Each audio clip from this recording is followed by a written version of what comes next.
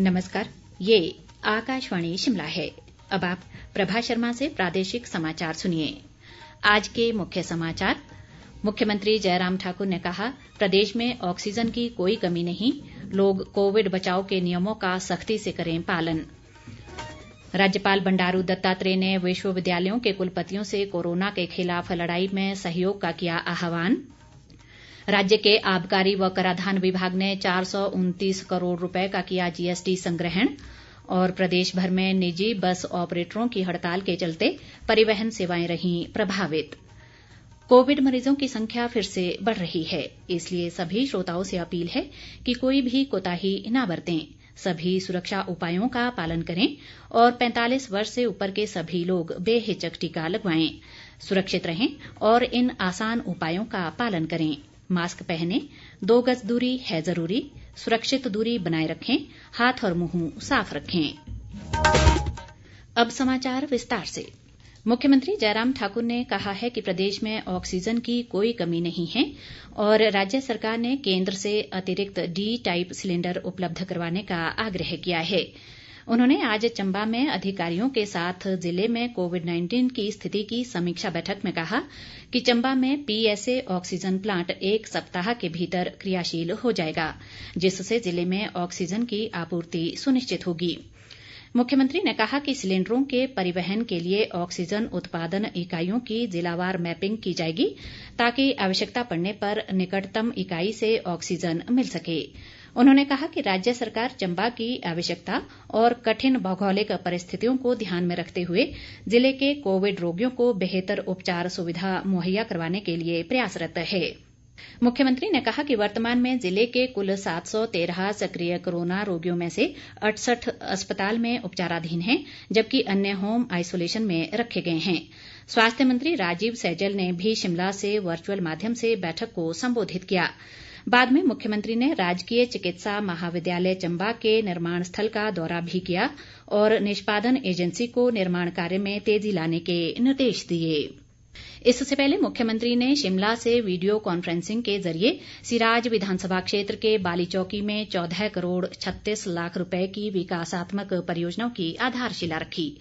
उन्होंने प्रदेशवासियों से राज्य सरकार द्वारा कोविड संक्रमण को फैलने से रोकने के दृष्टिगत जारी दिशा निर्देशों का कड़ाई से पालन करने का आग्रह किया। मुख्यमंत्री ने कहा कि कोरोना महामारी के कारण विकास कार्यों को रुकने नहीं दिया जाएगा और जिन परियोजनाओं की आधारशिलाएं रखी गई हैं, उन्हें तय समय में पूरा किया जाएगा।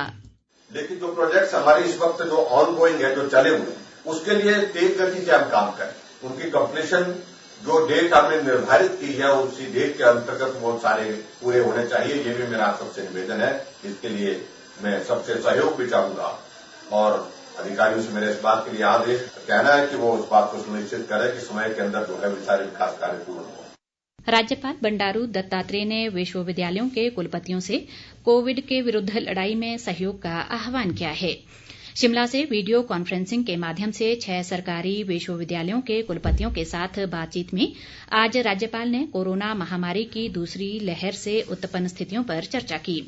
उन्होंने विश्वविद्यालय स्तर पर की गई तैयारियों की जानकारी भी ली।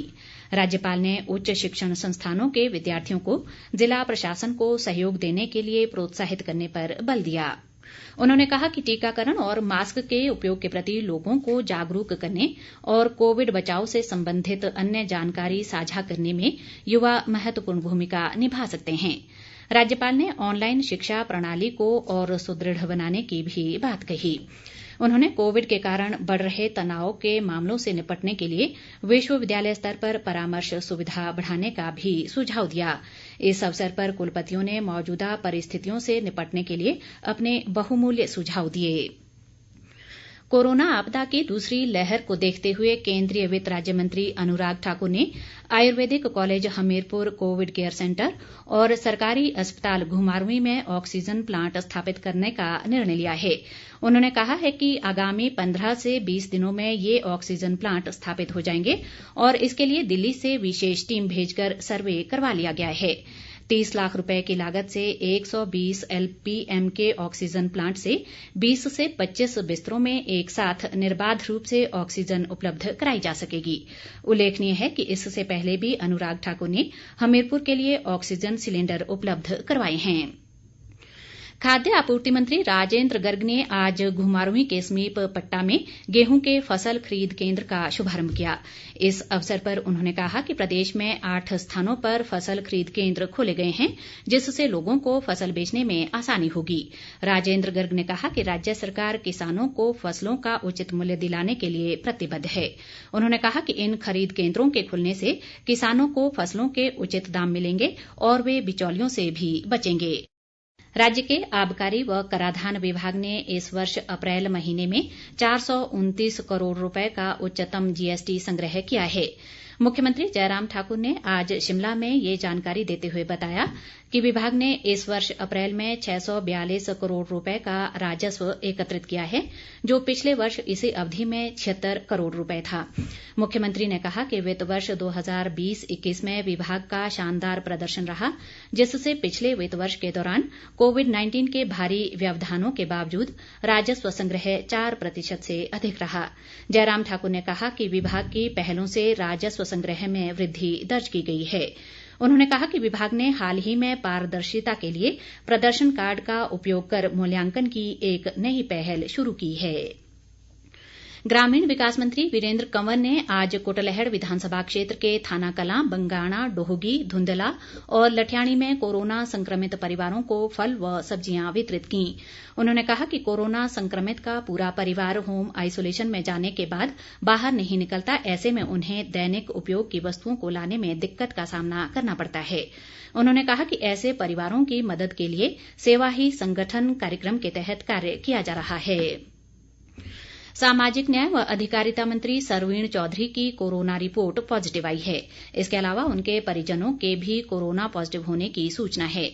सरवीण चौधरी ने सोशल मीडिया के माध्यम से ये जानकारी दी है। मुख्यमंत्री जयराम ठाकुर ने सरवीण चौधरी और उनके परिवारजनों के जल्द स्वस्थ होने की कामना की है। हिमाचल में कोरोना महामारी के बीच निजी बस ऑपरेटरों की हड़ताल के चलते आज शिमला सहित कई जिलों में परिवहन सेवाएं प्रभावित रहीं। हड़ताल को देखते हुए राज्य पथ परिवहन निगम ने विभिन्न डिपुओं में अतिरिक्त बसें चलाई, जिससे यात्रियों को काफी हद तक राहत मिली।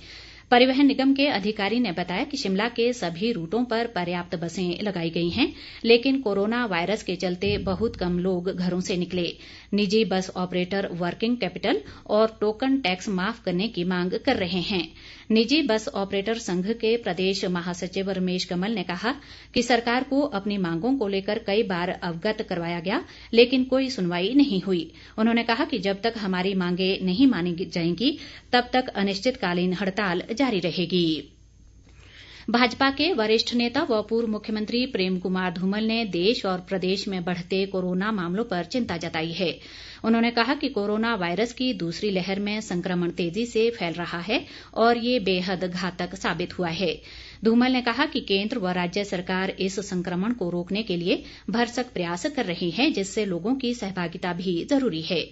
उन्होंने लोगों से सरकार द्वारा जारी दिशा निर्देशों का सख्ती से पालन करने का आह्वान भी किया, ताकि कोरोना संक्रमण की चेन को तोड़ने में मदद मिल सके। प्रदेश में कोरोना संक्रमण की तेज वृद्धि लगातार जारी है। राज्य में आज अभी तक 2630 नए कोरोना पॉजिटिव मामलों की पुष्टि हुई है। इनमें सर्वाधिक कांगड़ा जिला में 717 मामलों की पुष्टि हुई है। प्रदेश में कोरोना मामलों की संख्या बढ़कर 1,07,121 हो गई है। इनमें से 21,788 मामले सक्रिय हैं। राज्य में आज 1,526 कोरोना रोगी स्वस्थ हुए हैं, जबकि 43 लोगों की मृत्यु हुई है। प्रदेश में अब तक 1,599 लोगों की कोरोना से जान जा चुकी है। अंत में मुख्य समाचार एक बार फिर। मुख्यमंत्री जयराम ठाकुर ने कहा, प्रदेश में ऑक्सीजन की कोई कमी नहीं, लोग कोविड बचाव के नियमों का सख्ती से करें पालन। राज्यपाल बंडारू दत्तात्रेय ने विश्वविद्यालयों के कुलपतियों से कोरोना के खिलाफ लड़ाई में सहयोग का किया आह्वान। राज्य के आबकारी व कराधान विभाग ने 429 करोड़ रुपए का किया GST संग्रहण। और प्रदेश भर में निजी बस ऑपरेटरों की हड़ताल के चलते परिवहन सेवाएं रहीं प्रभावित। इसी के साथ ये समाचार बुलेटिन समाप्त हुआ। नमस्कार।